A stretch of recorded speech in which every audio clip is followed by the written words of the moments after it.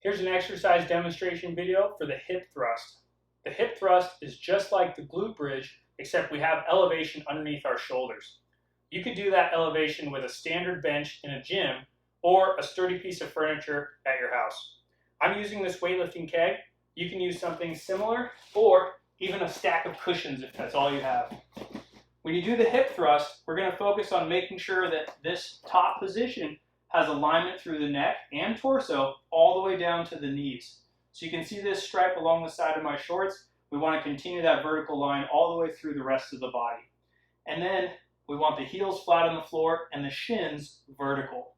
The hip thrust is just to drop the hips down towards the floor and then drive the belt buckle up to the ceiling so we're achieving the glutes, the hamstrings, and the low back. When you do this one, you can move up and down, or you can just hold up at the top. And as you're doing the hip thrust, keep your neck aligned with the rest of your spine. So when your hips are low, you should be looking at the wall. And when your hips are up to the ceiling, now your eyes and your nose are pointed there as well. We don't want our head to droop back or to be tucked too tightly to our throat. Finally, for the hip thrust, you can also do this one in our marching variation that we saw with glute bridge and with load. Let me show you that. The marching hip thrust is to drive your hips up to the top with both legs on the floor and then extend one leg straight out.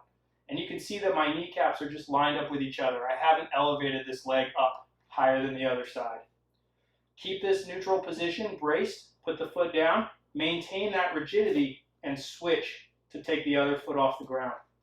And I'll tell you what, this is much harder than it looks, but it's so important because what we've done is braced our spine in a neutral position, a straight line, and then we're alternating the support from one leg to the other.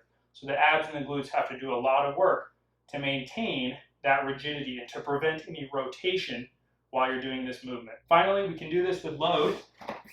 If you want to use a dumbbell, a medicine ball, any kind of extra load that you have, even a sandbag or a small child would work.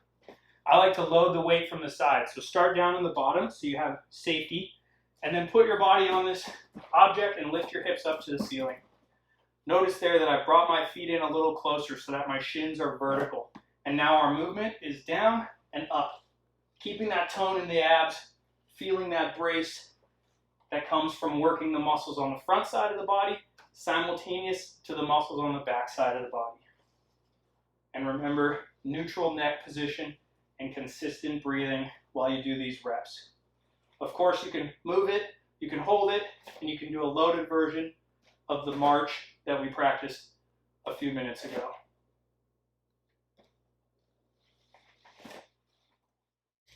When you're done, offload to the side, stay safe. Hope this was helpful, and I'll see you next time.